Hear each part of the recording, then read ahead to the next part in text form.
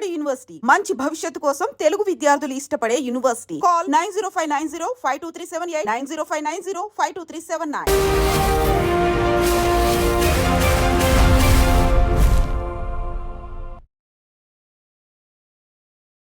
నమస్తే, welcome to I dream social spotlight with Kavitha.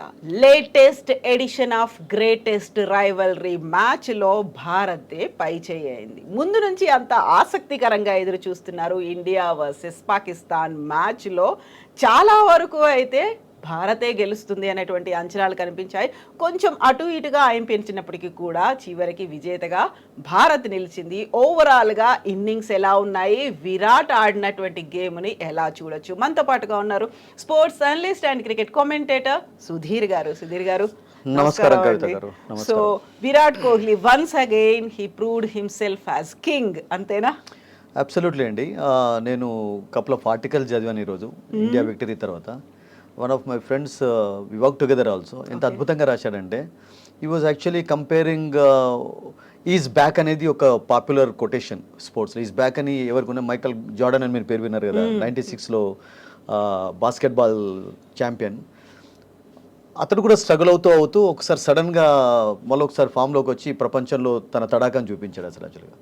So Virat Kohli is back అనేవి ఆ మూడు చిన్న పదాలే కానీ దట్స్ ఇట్. మీరు అన్నట్టుగా is back again. Actually think ఆ రింగ్లో మరొకసారి బ్యాక్ వచ్చాడు. And is not failing that badly also. Recent టైమ్స్లో అతని పర్ఫార్మెన్స్ అంత బ్యాడ్గా లేదు. చూడు, ఆస్ట్రేలియాలో ఆఫ్ కోర్స్ ఓవరాల్గా 190 రన్స్ కొట్టా కానీ బట్ ఈ స్కోర్డ్ సెంచరీ, పర్త్లో సెంచరీ కొట్టాడు. అండ్ ఇండియా గెలవడానికి అతని సెంచరీ కూడా చాలా హెల్ప్ఫుల్గా ఉండింది. అగైనెస్ట్ ఇంగ్లాండ్ కూడా వన్డే మ్యాచ్లో ఒక 50 సాధించాడు. బంగ్లాదేశ్ తోటి కూడా కొంచెం పర్వాలేదు అనిపించుకున్నాడు. బట్ నిన్న మీరు అన్నట్టుగా the way he played actually ఒక్కసారి అంటే 2015-17లో విరాట్ కోహ్లీ ఎలా ఆడేది అటువంటి విరాట్ కోహ్లీని చూస్తున్నాం అన్నటువంటి అన్ని క్వాలిటీస్ కనబడ్డాయండి. ఈ ఫ్లాలెస్ బ్లెమిష్ లేకుండా అసలు యాక్చువల్గా ఎక్కడ కూడా మీకు చిన్న అది కనబడలేదు. 95% అతని మిడిల్ షాట్స్ చేయగలిగాడు. బీటెన్ చాలా హార్డ్లీ, ఇప్పుడు కూడా బీటే కాలేదు ఎక్కువగా. అతనికి ఇష్టమైనటువంటి ఎక్స్ట్రా కవర్ డ్రైవ్స్ చాలా చూసాం, లాఫ్టెడ్ షాట్ చూసాం. అండ్ రౌఫ్ ఒక బౌన్సర్ వేసినప్పుడు తన ఓల్డ్ హుక్ షాట్ను కూడా మరొకసారి చూపించాడు.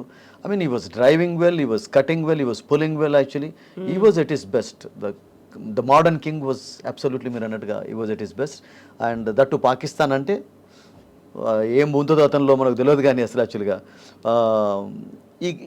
ఈ always performed well against Pakistan. So నేను చూసిన కామెంట్లు ఏంటంటే, పాకిస్తాన్ అనగానే ఆయనకు ఒక స్పెషల్ అటెన్షన్ ఉంటుంది, ప్రేమ అనేది కాస్త ఎక్కువగా ఉంటుంది. అబ్సల్యూట్లీ అండి. Virat Kohli, Pakistan, that's it. అవి రెండే నిన్న కనబడ్డాయి.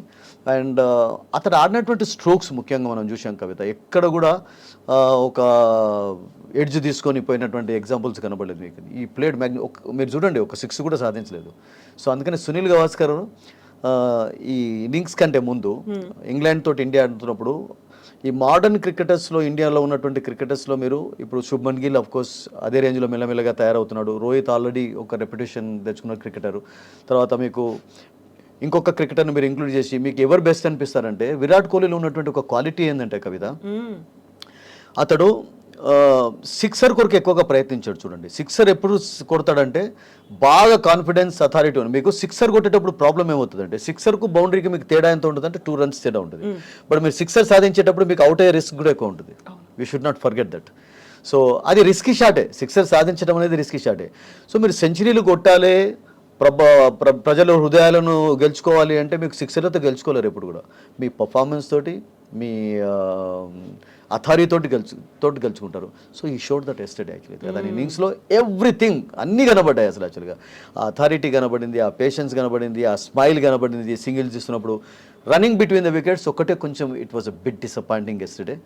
అండ్ అదర్వైజ్ ఐ థింక్ ఒక కపుల్ ఆఫ్ టైమ్స్లో శ్రేయస్ అయ్యర్ తోటి రన్ చేస్తున్నప్పుడు కొంచెం సింగిల్స్ ఎక్కువగా తీసుకోలేకపోయినప్పుడు, బట్ అదర్వైజ్ ఈ ప్లేడ్ మ్యాగ్నిఫిసెంట్లీ అండి. అండ్ ఒక వింటేజ్ విరాట్ కోహ్లీ ఇన్నింగ్స్ అంటామా, లేకుంటే 15-17లో ఆడినటువంటి ఆ కళను మరొకసారి ప్రదర్శించాడా, దాన్ని ఎలా ఉపక్రమించాలో నాకు అది తెలియదు కానీ but I think it was magnificent yesterday. Everybody was very happy. So winning confirm అయిపోయింది, భారత్ గెలుస్తుంది అనుకున్నారు. విన్నింగ్ షాట్ ఎవరు కొడతారు అనే దానికంటే కోహ్లీ 100 కంప్లీట్ చేస్తాడా లేదా అనేటువంటి క్యూరియాసిటీ, యాంగ్జైటీ అందరిలో కనిపించింది కదా. ఒక్కటి కవిత గారు, మనం ఎప్పుడు కూడా అంటే యూనో విక్టరీయే ఇంపార్టెంట్ అండి, సెంచరీల కొరకు దాని కొరకు చూడకూడదు. ఇప్పుడు చూడండి, నిన్న హార్దిక్ పాండ్యా వచ్చాడు, వచ్చిన తర్వాత అతడు ఇమీడియట్గా ఫస్ట్ బాల్ బౌండరీ కొట్టాడు. ఎందుకు కొట్టాడంటే ఆ సిచ్యువేషన్లో ఒక్కొక్కసారి ఏమవుతుందంటే cricket is such a game actually. ఒక ఓవర్లో సడన్గా ఒక 2-3 వికెట్స్ పడిపోయే ఛాన్స్ కూడా ఉంటుంది కదా. సో అప్పుడు ఏమవుతుందంటే మ్యాచ్ యొక్క రూపం కూడా మారిపోతుంది. మీకు చిన్న ఎగ్జాంపుల్ తీసుకోండి, మొన్న నాగ్పూర్లో ముంబై రంజీ ట్రాఫీ సెమీఫైనల్ ఆడుతున్నప్పుడు దేవర్ యాక్చువల్లీ ఫస్ట్ ఇన్నింగ్స్ లీడ్ కొరకు చాలా దగ్గరలో ఉన్నారు. అండ్ ఒకే ఓవర్లో మాకండి నేను ఒక బౌలర్ మీడియం పేసర్ 3 వికెట్స్ తీసాడండి. అసలు 3 వికెట్ తీసిన తర్వాత రహానే అవుట్ అయిపోయినాడు, శుభన్ గిల్ అవుట్ అయిపోయినాడు, శివం డుబే కూడా అయిపోయాడు, మెయిన్ ప్లేయర్స్ అందరూ అవుట్ అయిపోయాడు. మ్యాచ్ యొక్క రూపం మారిపోయింది and Vidarbha got the lead and తర్వాత వెళ్ళిపోయింది. తర్వాత వాళ్ళు of course out right victory కూడా సాధించారు. సో ఒక్క ఓవర్లో ఒక్కొక్కసారి you know it how many times it ఆడాడు. వసీం అక్రమ్ రోజుల్లోనైతే వసీం అక్రమ్ మీకు 20 రన్స్ కొట్టాలి, 4 వికెట్స్ ఉన్నాయంటే వసీం అక్రమ్ ఒక ఓవర్లో 3-4 వికెట్లు తీసుకున్నటువంటి ఎగ్జాంపుల్స్ చాలా ఉన్నాయి. అసలు క్రికెట్లో ఎనీథింగ్ కెన్ హ్యాపెన్. సో అందుకని సెంచరీ అనేది అఫ్ కోర్స్ ఒక మైల్ స్టోనే, బట్ విరాట్ కోహ్లీ లాంటికి నేను ప్లేయర్స్ కదా అంత పెద్ద మైల్ స్టోన్ కాదు, because is already proved 50 centuries సాధించాడు. నిన్న దాంతో 51 కూడా +1 అయిపోయింది. సో సెంచరీ కంటే ముందు విరాట్ కోహ్లీ కూడా for example he would not have minded also. ఒకవేళ హార్దిక్ పాండ్యా మరొక 6 సాధించి అతడు క్విక్గా రన్స్ స్కోర్ చేసినట్లయితే విరాట్ కోహ్లీ 85-90 నాట్అవుట్గా ఉన్నాడు.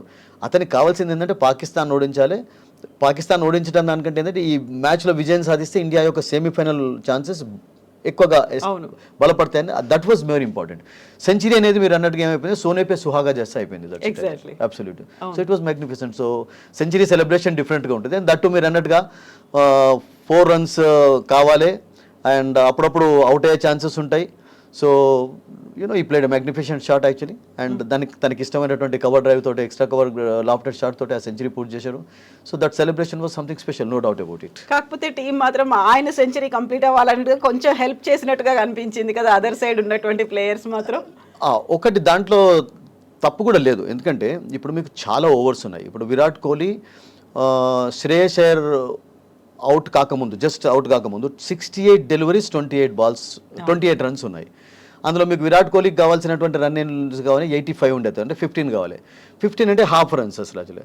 సో అటువంటి సిచ్యువేషన్లో వికెట్స్ ఎక్కువ ఉన్నప్పుడు I think if you are doing that it's not bad actually. Think అదేం ప్రాబ్లం, ఎందుకంటే ఒక కష్టపడ్డటువంటి వ్యక్తి సెలబ్రేషన్ సెంచరీ తర్వాత డిఫరెంట్గా ఉంటుంది కనుక అతనికి ఆ రకంగా హెల్ప్ చేయడంలో తప్పేం లేదు అసలు. యాక్చువల్గా మీరు అన్నట్టుగా అక్షర్ పటేల్ అది చూపించాడు help in the sense, because nothing wrong actually. అది ఎందుకంటే బాల్స్ ఉన్నాయి కదా, మీకు వికెట్స్ చేతిలో ఉన్నాయి, మీకు ప్లెంటీ ఆఫ్ డెలివరీస్ కూడా ఉన్నాయి. ఇతనికి కావాల్సింది 4 రన్స్.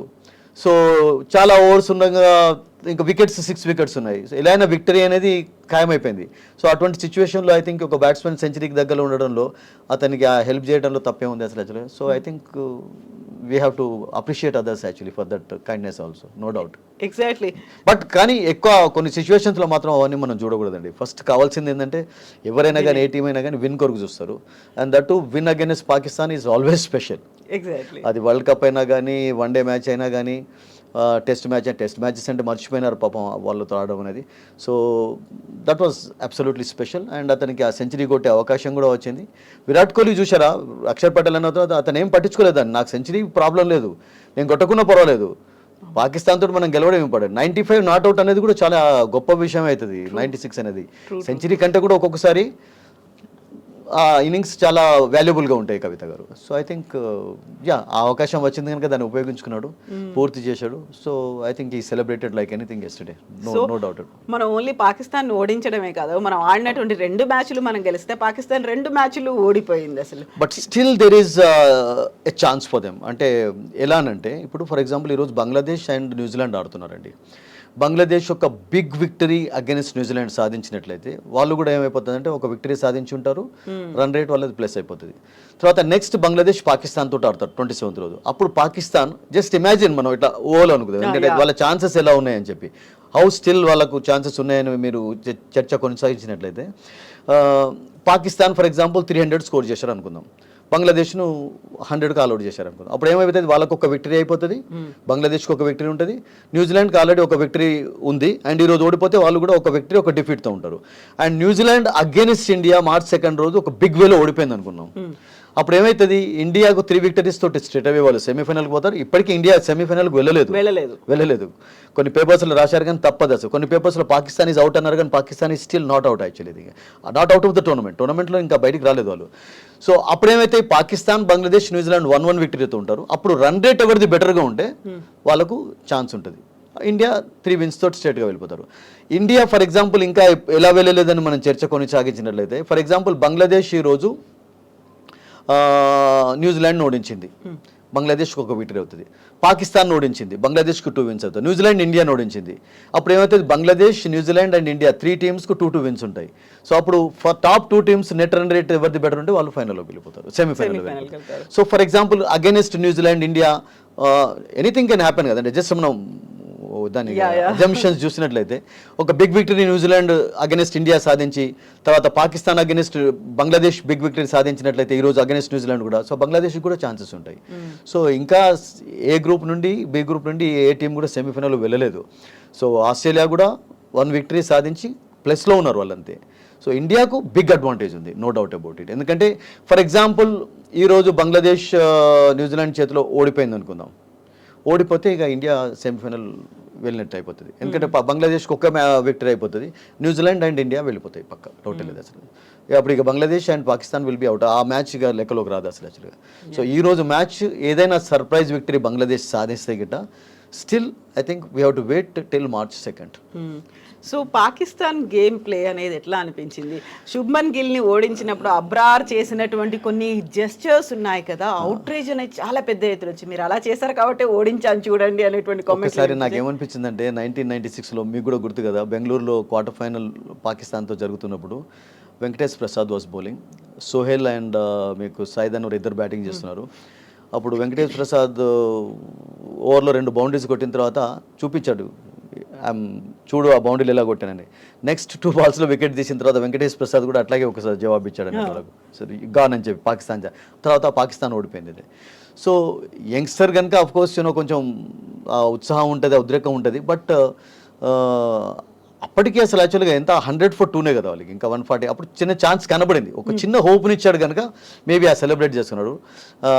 బట్ హీ న్యూ, అప్పటికే తెలిసిపోయింది, ఎందుకంటే చాలా ఓవర్స్ ఉన్నాయి, విరాట్ కోహ్లీ అద్భుతంగా ఆడుతున్నాడు, ఆడాల్సిన వాళ్ళు చాలా మంది ఉన్నారు. దట్ వాస్ జస్ట్ లైక్ మీరు అన్నట్టుగా ఏంటంటే ఒక చిన్న హోప్ని అయితే కలిగించారు. ఎందుకంటే పాకిస్తాన్ టోటల్ మ్యాచ్లో కూడా మీరు కవిత వాళ్ళు అసలు యాక్చువల్గా ఎందుకు ఓడిపోయినారు, ఎక్కడ ఓడిపోయినారు అని మీరు డిస్కషన్ చేసినట్లయితే చూడండి, 50 ఓవర్ మ్యాచ్లో మీకు ఎన్ని డెలివరీస్ ఉంటాయి, లీగల్ డెలివరీస్ 300 డెలివరీస్ ఉంటాయి. టోటల్గా వాళ్ళు ఆల్అౌట్ అయిపోయినారు. అంటే 50 ఓవర్స్ టోటల్గా ఆడకుండానే వాళ్ళు ఆల్ అయిపోయారు, 2 బాల్స్ ఉన్నప్పుడే ఆల్అౌట్ అయిపోయినారు. వాళ్ళు 152 డాట్ బాల్స్ ఆడారు. అంటే 25 ఓవర్ల కంటే ఎక్కువగా వాళ్ళ మొత్తం టోటల్ ఇన్నింగ్స్లో డాట్ బాల్సే ఉన్నాయి. అండ్ రిజ్వాన్ అండ్ మీకు షకీల్ ఆడుతున్నప్పుడు ఒక హోప్ ఉండింది వాళ్ళకు. ఎందుకంటే రియల్గా ఎక్కడ స్టార్ట్ అయిందంటే, అంటే మెయిన్ టర్నింగ్ పాయింట్ మీకు బాబర్ ఆజం తొందరగా అవుట్ అయిపోయినాడు, దట్స్ ఓకే, తొందరగా ఇన్ ద సెన్స్ 40 స్కోర్ ఉన్నప్పుడు అవుట్ అయిపోయినాడు. ఇమాముల్ హక్ను ఎప్పుడైతే అక్షర్ పటేల్ ఒక బ్రిలియంట్ త్రో తోటి రన్అట్ చేశాడో మ్యాచ్లో ఒకసారి టర్నింగ్ పాయింట్ వచ్చింది. ఎందుకంటే ఇమాముల్ హక్ చాలా రోజుల తర్వాత వచ్చాడు, ఈ వాజ్ ప్లేయింగ్ వెల్ ఆల్సో, కొంచెం ఒక షీట్ యాంకర్ రోల్ ఒక ఎండ్లో ప్లే చేస్తున్నాడు. అప్పుడు అతను రన్అట్ కాకుండా ఉన్నట్లయితే పాకిస్తాన్ కూడా మేబీ కొన్ని ఒక 20-30 రన్స్ యాడ్ చేసే ఛాన్స్ ఉంటుంది. అండ్ ఆ తర్వాత మీకు రిజ్వాన్ అండ్ ఇతను షకీల్ ఆడుతున్నప్పుడు కూడా 100+ రన్స్ వాళ్ళు పార్ట్నర్షిప్ నమోదు చేశారు. అంత చెత్త షాట్లు ఆడే అవసరమే లేకుండా అసలు యాక్చువల్గా మీకు మెల్లమెల్లగా బిల్డ్ చేశారు ఒక ఇన్నింగ్స్ను. ఇంకా 14-15 ఓవర్స్ ఉన్నాయి, 14-15 ఓవర్స్లో కనీసం ఒక 120 రన్స్ అయితే స్కోర్ చేయొచ్చు వికెట్లు ఉన్నట్లయితే. ఆ తర్వాత వాళ్ళిద్దరు అవుట్ అయిపోయిన తర్వాత ఏమైపోయిందంటే మళ్ళీ ప్రెషర్లోకి వచ్చారు. అండ్ చివరిలో కొంచెం కుష్దిలా 30+ రన్స్ స్కోర్ చేయడంతో ఆ 240 స్కోర్ చేయగలిగారు. సో వాళ్ళ దాన్ని ఏమంటారంటే క్యాలిక్యులేషన్స్ సరిగ్గా లేకుండా వాళ్ళకి అసలు యాక్చువల్గా. సో 240 అనేది anything 270+ it could have been a different story. Change చేస్తున్నప్పుడు కూడా మీకు వేరే రకంగా ప్రెషర్ అనేది ఉండేది, వేరే రకంగా ఉండేది. సో పాకిస్తాన్ ఎక్కడ కూడా అంటే వాళ్ళు టోటల్ మ్యాచ్లో కూడా మేబీ రిజ్వాన్ ఆడుతున్నప్పుడు, షకీల్ ఆడుతున్నప్పుడు ఒక చిన్న హోప్ వాళ్ళకి కనబడింది కానీ ఒక మంచి స్కోర్కు. బట్ అదర్వైజ్ ఓవరాల్ టోటల్ మ్యాచ్లో చూసినట్టయితే 95% డామినేషన్ ఇండియాదే కనబడింది. మీకు బౌలింగ్లో, ఫీల్డింగ్లో, బ్యాటింగ్లో ఎక్కడ కూడా వాళ్ళకి ఛాన్స్ ఇవ్వలేదు. సో అవుట్ రైట్ విక్టరీ అండి, నో డౌట్. అంటే India outplayed them in all departments yesterday. ఫీల్డింగ్లో అక్షర్ పటేల్ క్యాచ్ తీసుకున్నాడు, 2 రన్అట్లు చేశాడు. Virat Kohli was brilliant, is always been brilliant ఫీల్డింగ్లో. 2 క్యాచెస్ తీసుకున్నాడు, సెంచరీ. సో ఎక్కడ పాకిస్తాన్కి అసలు యాక్చువల్గా కంబ్యాక్ చేసే ఛాన్స్ ఇవ్వలేదు అసలు యాక్చువల్గా. మీరు అన్నట్టు అక్కడ అబ్రాడ్ బౌల్డ్ చేసిన తర్వాత దానికి రీజన్ కూడా ఏంటంటే శుభ్మన్ గిల్ లాంటి ప్లేయర్ని అవుట్ చేయడం కూడా, బికాస్ ఈ ప్లేడ్ ఎస్టర్డే ఆల్సో ఎక్సలెంట్లీ అండి. చూసాం కదా 40+ రన్స్ కూడా మామూలు షాట్స్ ఆడలేదు, straight drive, pull shots, cuts. Shubman Gill కూడా చాలా బ్రహ్మాండంగా ఆడుతున్నాడు ఈ రీసెంట్ టైమ్స్లో. సో అంత ఫామ్లో ఉన్నటువంటి బ్యాట్స్మెన్ అవుట్ చేయడంతో మేబీ కొంచెం అతనికి ఒక పాకిస్తాన్కి ఒక హోప్నిచ్చా అన్నటువంటి ఒక ఉత్సాహం చూపించాడు అంతేగాని. But it's okay, it happens some times అని. మన వాళ్ళు కూడా సెలబ్రేట్ చేసుకున్నారు అక్కడ, చేసుకోలేదా? హార్దిక్ పాండ్యా కూడా కొంచెం డిఫరెంట్గానే సెలబ్రేషన్ కనబరిచాడు. బట్ ఓవరాల్గా ఇంపార్టెంట్ థింగ్ ఏంటంటే పాకిస్తాన్ మళ్ళీ ఓడించి ఆ అథారిటీ ఇండియా కనబరచడం అనేది that was really special yesterday. ఎందుకంటే దుబాయ్లో వాళ్ళకు కొన్ని మెమరీస్ కూడా ఉన్నాయి, స్వీట్ మెమరీస్. 2021 T20 వరల్డ్ కప్లో వితౌట్ లూజింగ్ వికెట్ 152 వాళ్ళు చేంజ్ చేశారు అగెన్స్ట్ ఇండియా. అప్పుడు విరాట్ కోహ్లీ స్కోర్డ్ 50. అప్పుడు రోహిత్ ఉన్నాడు, రాహుల్ ఉన్నారు, వీళ్ళందరూ ఉన్నారు. బట్ ఎస్టర్డే ఆ ఛాన్స్ ఇవ్వలేదు అసలు యాక్చువల్గా. టాస్ గెలిచి మీరు బ్యాటింగ్ చేసిన తర్వాత ఒకటే ఏంటంటే వాళ్ళు గెలిచింది నిన్న ఏంటంటే టాస్ మాత్రమే గెలిచారు అంతే. అవును, మిగతాది ఏది వాళ్ళ చేతుల్లో లేదు అసలు. ఒక చిన్న సిచ్యువేషన్లో వాళ్ళకి ఆ కమాండింగ్ పొజిషన్ ఉన్నప్పుడు 151 for 2 అంటే మంచి పొజిషనే. అప్పటి నుండి ఇంకా 15 ఓవర్స్ ఉన్నాయంటే 15-16 ఓవర్స్లో మీరు రన్స్ స్కోర్ చేయొచ్చు, కనీసం 120-130 రన్స్ అన్న స్కోర్ చేయొచ్చు. అంటే 270-280 అయి ఉండేవి. అప్పుడు కొంచెం డిఫరెంట్ స్టోరీ ఉండేది. సో ఆ అవకాశాన్ని వాళ్ళు కోల్పోయినారు. మిడిల్ ఆర్డర్లో ఎవరు కూడా నిలదొక్కోలేదు అసలు యాక్చువల్గా. Bad shots, rash shots, short selection బాగాలేకుండే. అండ్ రిజ్వాన్ క్యాప్టెన్సీ కూడా అఫ్కోర్స్ ఇప్పుడు రీసెంట్గానే యాజ్ క్యాప్టెన్గా వచ్చాడు, అంత ఇంప్రెసివ్గా లేదు నిన్న కూడా అసలు యాక్చువల్గా. బౌలింగ్ చేంజెస్ సరిగ్గా చేయలేకపోయాడు, తర్వాత ఫీల్డింగ్ ల్యాప్సెస్ ఉన్నాయి, ఎక్స్పీరియన్స్ సరిపోలేదు, తర్వాత రన్అట్స్ మిస్ చేసుకున్నారు, 1-2 క్యాచెస్ వాళ్ళు కూడా వదిలేశారు. అప్పటికే వాళ్ళ చేతుల నుంచి వెళ్ళిపోయింది. రోహిత్ శర్మ అవుట్ అయిన తర్వాత కూడా విరాట్ కోహ్లీ అండ్ శుభ్మన్ గిల్ ఎక్కడ కూడా రన్ రేటును తగ్గనియలేదు. వాళ్ళకి తెలుసు ఒకవేళ ఫర్ ఎగ్జాంపుల్ మరో కపుల్ ఆఫ్ వికెట్స్ కోల్పోయినట్లయితే ప్రెషర్ వస్తుంది, అండ్ 100 for 3-4 అయినట్లయితే ఆ సిచ్యువేషన్ వేరే రకంగా ఉంటుందని చెప్పి వాళ్ళు ఎక్కడ ప్రెషర్ను కూడా ఇన్వైట్ చేసుకోలేదు అసలు యాక్చువల్గా. దే ప్లేడ్ ఎక్సలెంట్ గేమ్ అండి అసలు యాక్చువల్గా. సో ఆ ఛాన్స్ ఇవ్వలేదు పాకిస్తాన్కు. యూజువల్గా ఇండియా పాకిస్తాన్ మ్యాచ్ అనగానే ఒక high intensity match, nail biting ఉంటుంది, లేకపోతే ఒక చివరికి వచ్చేసరికి కంక్లూడింగ్ క్లైమాక్స్ అనేది అసలు లేదు కవిత గారు. ఇండియా వర్సెస్ పాకిస్తాన్ ఎప్పుడు కూడా రీసెంట్ టైమ్స్లో మీరు లాస్ట్ 10 yearsలో అంటే విరాట్ కోహ్లీ యుగన్ స్టార్ట్ అయిన తర్వాత ఎలానైతే సచిన్ టెండూల్కర్ వర్సెస్ ఆస్ట్రేలియా ఉండేదో, సచిన్ టెండూల్కర్ వర్సెస్ పాకిస్తాన్ ఉండేదో గతంలో, ఇప్పుడు ఏమైపోయిందంటే విరాట్ కోహ్లీ వర్సెస్ పాకిస్తాన్. ఎప్పుడు కూడా ఇండియా వర్సెస్ పాకిస్తాన్ మర్చిపోతారు, అదే నినాదం ఉండటం లేదు. విరాట్ కోహ్లీ ఒకవైపు ఉంటే ఇక పాకిస్తాన్ మొత్తం ఒకవైపు. సో అదే నిన్న ప్రూవ్ అయిపోయింది అసలు యాక్చువల్గా. సో ఐ థింక్ నిన్న వికెట్ కూడా నేనేమనుకుంటాను అంత పూర్తి బ్యాటింగ్ ఫేవరబుల్ కూడా కాదు. అవును, కొంచెం స్లోనెస్ ఉంది వికెట్లో, అంటే ఫ్లడ్ లైట్స్లో రోహిత్ శర్మ ఏం చెప్పాడంటే లైట్స్లో ఇటు ప్లేడ్ బెటర్ అని చెప్పాడు. అది కూడా అడ్వాంటేజ్ అయిపోయింది. అంటే టాస్ ఓడిపోవడం కూడా ఒక రకంగా ప్లస్ అయిపోయింది, బ్లెస్సింగ్ అయిపోయింది అసలు యాక్చువల్గా. టాస్ గెలిచిన తర్వాత అతడు కూడా బ్యాటింగ్ తీసుకునేవాడే కావచ్చు, ఎందుకంటే కండిషన్స్ అంత ఫేవరబుల్గా కనబడలేదు. సో పాకిస్తాన్ క్యాప్టెన్ టాస్ గెలిచిన తర్వాత బ్యాటింగ్ చేయడం అనేది it was not a bad decision actually. Only thing ఏంటంటే రిజ్వాన్ చెప్పినట్టు వాళ్ళ బ్యాటర్స్ డిసప్పాయింట్ చేశారు. బాబర్ అజమ్ అసలు యాక్చువల్గా అతనిపైన ఎన్ని హోప్స్ పెట్టుకుంటూ ఉన్నారండి. Is not living up to the expectations. మొన్న ఆస్ట్రేలియా సిరీస్లో కొంతవరకు మళ్ళీ పర్వాలేదు అనిపించుకున్నాడు, కానీ కన్సిస్టెన్సీ లేదండి. దానికి కారణాలు తెలియటం లేదు. మేబీ ప్రెషరా లేకుంటే ఫ్రీడమ్ లేదా అతనికి, టాప్ ఆర్డర్లో పార్ట్నర్షిప్స్ వాళ్ళు అసలు యాక్చువల్గా బిల్డ్ చేయలేకపోతున్నారా.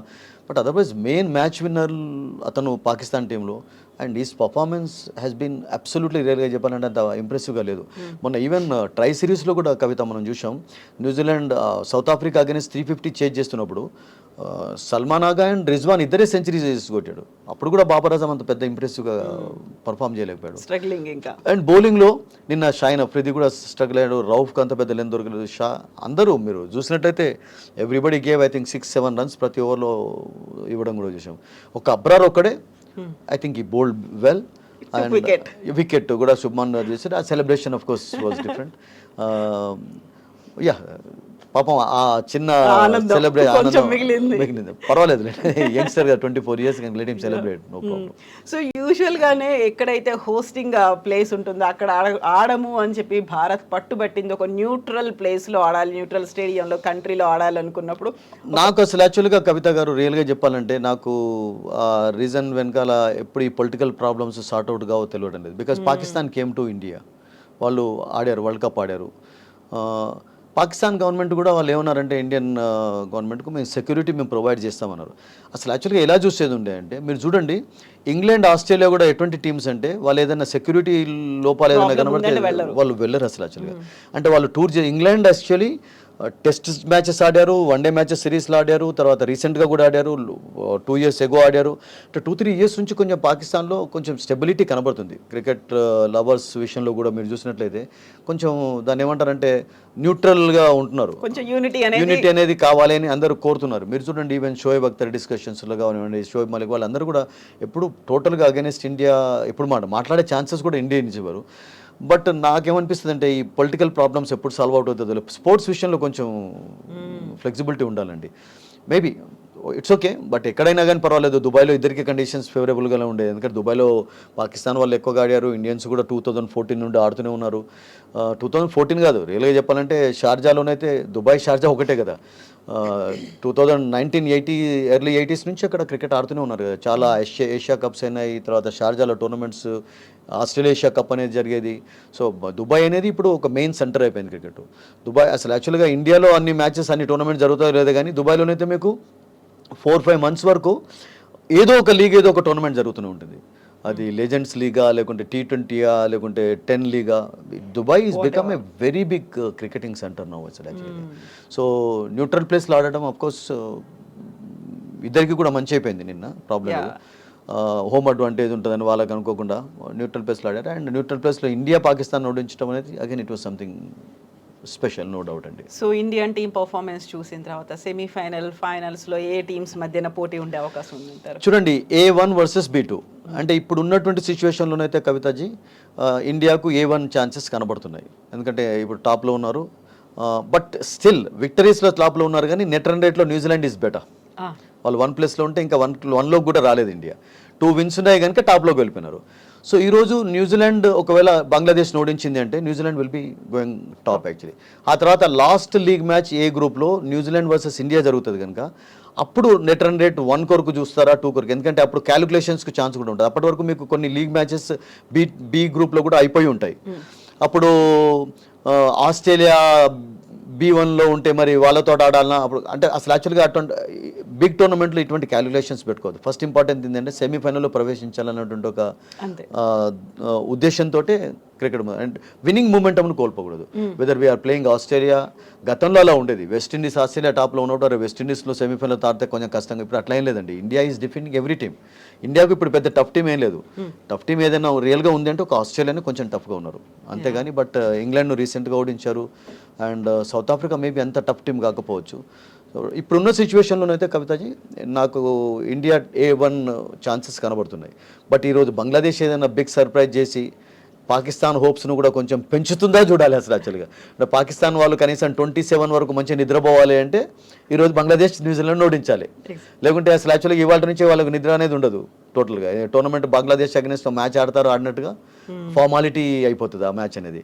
సో బట్ వాళ్ళ హోప్స్ కొంచెం పెరగాలి అంటే కనీసం నెక్స్ట్ 27th వరకు మంచి నిద్రపోవాలి అంటే పాకిస్తాన్ వెళ్ళిపోయినారు, ఇప్పుడు పాకిస్తాన్లోనే ఆడతారు కనుక I think Bangladesh should defeat New Zealand today. I think అది కొంచెం ఈజీ కూడా కాదు, because the kind of form New Zealand are in actually అంత ఈజీ కాదు Bangladesh New Zealand. So Bangladesh New Zealand చేతిలో ఓడిపోయింది అంటే ఇండియాను సెమీఫైనల్లో వెళ్ళినట్టు ఈరోజే అనౌన్స్ డిక్లేర్ చేసుకోవచ్చు. బట్ స్టిల్ ఇప్పటికైతే మనం అఫీషియల్గా డిక్లేర్ ఎవరిని చేయలేము. ఈ గ్రూప్ నుండి ఏ టీం కూడా ఇంకా సెమీఫైనల్కి వెళ్ళలేదు. పాకిస్తాన్కు స్టిల్ ఛాన్స్ ఉంది, ఒక రే ఆఫ్ హోప్ ఉంది. ఇంతకుముందు మనం చెప్పినట్టుగా బంగ్లాదేశ్ న్యూజిలాండ్ ఓడించడం, న్యూజిలాండ్ ఇండియా చేతిలో ఓడిపోవడం, పాకిస్తాన్ బంగ్లాదేశ్ను చిత్తుగా ఓడించడం. అప్పుడు 3 teamsకు 1-1 విక్టరీ ఉంటాయి, ఇండియా 2 తోటి వెళ్ళిపోతుంది. అప్పుడు పాకిస్తాన్ కూడా మేబీ రే ఆఫ్ హోప్ ఉండవచ్చు అన్నట్టు. సో పాకిస్తాన్ కూడా still they are not out of the tournament. So మనం ఎంత బాగా ఆడాము, ఎన్ని మ్యాచ్లు గెలుచుకున్నాము అన్న దాంతో పాటుగా ఎదుటి మ్యాచ్లు లేకుంటే ఎదుటి ప్లేయర్స్ ఎలా ఆడుతున్నారు, ఎవరెవరిని ఓడించారు అనేది అవన్నీ మనం లెక్కలోకి తీసుకోవద్దు. When you are winning just keep on winning, that's it. అంతే. అంతేగాని పర్ఫామ్ చేస్తున్నామంటే పర్ఫామ్ చేస్తూనే పోవాలి. ఇప్పుడు మీరు మంచి అద్భుతంగా స్టేజ్ పైన నిలబడి మాట్లాడుతున్నారు, మీ క్రౌడ్ ఎంతమంది ఉంటుంది ఏముంటుంది, మీ లెవెల్ మీరు ఆ ఫ్లోను మనం బ్రేక్ చేసుకోకూడదు. That's it. I think India should concentrate that. India నేను అనుకుంటాను ఇప్పుడున్న సిచ్యువేషన్లో ఒక పాకిస్తాన్ తోటి ఆడుతున్నప్పుడే పాకిస్తాన్ తోటి ఖచ్చితంగా గెలవాలి టోర్నమెంట్ కంటే ఎక్కువ అన్నటువంటి ఒక అదే ఉంటుంది తప్పితే, బట్ అదర్వైజ్ ఇండియా ఇప్పుడు ఏ టీంతో ఆడినప్పుడు కూడా ఆ ఫీలింగ్ పెట్టుకోదు. ఎందుకంటే because India has defeated every team. 2023 world కప్లో మీరు చూడండి ఆస్ట్రేలియా చేతిలో ఓడిపోయినారు ఫైనల్లో, బట్ అంతవరకు they were defeating every team. ప్రతి వాళ్ళని ఓడిస్తూ వచ్చారు కదా. పాకిస్తాన్ ఓడించారు లీగ్లో, ఇంగ్లాండ్ రీసెంట్గా 3-0 తోటి ఓడించారు, తర్వాత T20 4-1 తోటి గెలిచారు, తర్వాత సౌత్ ఆఫ్రికాను ఓడిస్తూ వచ్చారు. వెస్టిండీస్ కోర్స్ ఇప్పుడు లేదు, వెస్టిండీస్ శ్రీలంక అంటే వెరీ అన్ఫార్చునేట్. అండ్ చాలామందికి అంటే ఇప్పుడు కొన్ని డౌట్స్ కూడా వెస్టిండీస్ శ్రీలంక ఎందుకు ఆడతలేరు అని కూడా కొంతమంది అడుగుతున్నారు. అంటే ఇప్పుడు ఐసీసీ టాప్ 8 ర్యాంకింగ్స్ ఉన్నటువంటి టీంలో వెస్టిండీస్ అండ్ శ్రీలంక లేదు. ఎందుకంటే వాళ్ళ వన్డే మ్యాచెస్లో వాళ్ళకి విక్టరీస్ లేవు. Afghanistan has been doing well అండి. అంటే వాళ్ళకు 100 మ్యాచ్లు ఆడితే 90 గెలుస్తున్నారు వాళ్ళు. అసలు వాళ్ళు ప్రతిసారి అంటే చిన్న టీమ్స్ అయినా కానీ వాళ్ళ విక్టరీస్ ఎక్కువ ఉన్నాయి వాళ్ళకు. సో ఇండియా నేను అనుకుంటాను ఇండియా ఏది కూడా మైండ్లో పెట్టుకోదు. సెమీఫైనల్లో ప్రవేశించాలి, సెమీఫైనల్లో ఏ టీం అయినా ఓడించాలి, ఫైనల్లో కప్ గెలవాలనేటువంటి ఒక దాంతో ముందుకు వెళ్ళాలి. ఎందుకంటే 2017లో లాస్ట్ టైం జరిగింది, 8 years ago they missed the opportunity. అప్పుడు కూడా పాకిస్తాన్ ఫస్ట్ లీగ్ మ్యాచ్లో ఓడించిన తర్వాత ఫైనల్లో ఓడిపోయినారు. సో ఈ సంవత్సరం ఛాన్సెస్ కొంచెం ఎక్కువగా కనబడుతున్నాయి. మళ్ళీ నెక్స్ట్ ఛాంపియన్స్ ట్రోఫీ వరకు వీళ్ళందరూ ఉంటారా లేదా, బికాస్ 2029లో జరిగేది. సో ఇప్పుడైతే ఒక మంచి అవకాశం ఉంది అందరికీ. And team is doing well actually. Bumrah లేకున్నా కానీ బౌలింగ్ యూనిట్ స్ట్రాంగ్గా కనబడుతుంది. ఆ ఉత్సాహం కొంచెం కనబడుతుంది, అంటే కొంచెం పాజిటివ్ వైబ్స్ ఎక్కువగా ఉన్నాయి. ఆ యూనిటీలో మళ్ళొకసారి మార్పులు చాలా కనబడుతున్నాయి కనుక. So that's it. Make hay while the sun shines అన్నట్టు ఈ అవకాశాన్ని ఉపయోగించుకోవాలి ఇండియా. పాకిస్తాన్ ఓడించారు, సో సెమీఫైనల్ ఛాన్సెస్ బలపడ్డాయి ఇక్కడ. తర్వాత జస్ట్ ఇంకా 2 మ్యాచెసే ఉంటాయి కదా. నెక్స్ట్ న్యూజిలాండ్ తోటి ఫర్ ఎగ్జాంపుల్ సెమీఫైనల్ ప్రవేశించి ఓడిపోయినా కానీ 2 మ్యాచెస్లో గెలవడం ఇంపార్టెంట్ అవుతుంది, సెమీ అండ్ ఫైనల్ యాక్చువల్లీ. అప్పుడు నాకౌట్ అయిపోతుంది. So India has done well so far అండి ఇప్పటి వరకు. అంటే చాలా అద్భుతంగా బౌలింగ్ చేశారు, బ్యాటింగ్ చేశారు. ఫీల్డింగ్లో ఉన్న ల్యాప్సెస్ కూడా కొంచెం నిన్న కనబడలేదు. కొన్ని రన్అట్స్ చూసాం, కొన్ని మంచి క్యాచెస్ చూసాం. తర్వాత I think they were exuberant in all departments yesterday. So ఇదే కంటిన్యూ చేయాలంటారా టీంని కూడా? టీం ఏమంటానంటే నేను ఎప్పుడు కూడా విన్నింగ్ మూమెంటం ఉన్నప్పుడు దాన్ని కంటిన్యూ చేయాలి. బట్ ఒకటి మీరు ఎప్పుడు గుర్తుంచుకోండి, ఇప్పుడు ఒక టీంలో కొంచెం ఏదైనా లెఫ్ట్ ఆర్మ్ పేస్మెన్ ఆడే వీక్నెస్ ఏదైనా టీంకి ఉన్నది అంటే అప్పుడు ఏదైనా కావాలి అంటే హర్షిత్ రాణా ప్లేస్లో మీరు హర్షదీప్ని తీసుకో. ఇప్పుడు కుల్దీప్ యాదవ్ను ఎందుకు డ్రాప్ చేయాలంటే because all matches we are playing in Dubai. Semifinal final కూడా వెళ్ళినట్లయితే ఇక్కడనే ఆడతారు కనుక దుబాయ్లో మీకు కొంచెం స్పిన్ ఫేవరబుల్ కండిషన్స్ ఎక్కువ ఉన్నాయి. వికెట్స్ స్లోనెస్ వలన మీకు స్పిన్నర్స్ ఎక్కువగా రాణిస్తున్నారు పేస్ బౌలర్తో పాటు. అదొక్కటే విషయంలో ఇండియా ఆలోచిస్తుంది, కానీ మిగతా ఎవరిని డ్రాప్ చేస్తారు? శుభ్మన్ గిల్, రోహిత్ ఆడాల్సిందే, కోహ్లీ ఆడతాడు, శ్రేయస్ అయ్యర్ను మీకు డ్రాప్ చేసే ఛాన్స్ లేదు. రాహుల్ ప్రిఫర్ చేస్తూ ఉన్నారు, ఎందుకంటే Rahul is doing well as a keeper and అతని పైన కొంచెం నమ్మకం కూడా ఎక్కువగా ఉంది. గంభీర్కి ఉన్నది, క్యాప్టెన్కి ఉంది, ఎక్స్పీరియన్స్ ఉపయోగపడుతుంది. అండ్ రిషబ్ పంత్ కూడా రీసెంట్గా అతని హెల్త్ కూడా బాగాలేదు, is suffering, is down with viral fever కూడా. సో హార్దిక్ పాండ్యా, జడేజా తర్వాత మీరు అన్నట్టుగా ఎవరికైనా రెస్ట్ కావాలి అని అనుకున్నట్లయితే ఐ థింక్ రెస్ట్ అవసరం ఎందుకు ఉంటుందండి? ఇప్పుడు చెప్పండి, నిన్నటి మ్యాచ్ తర్వాత మళ్ళీ March 2 దాకా మ్యాచ్ లేదు ఇండియాకు.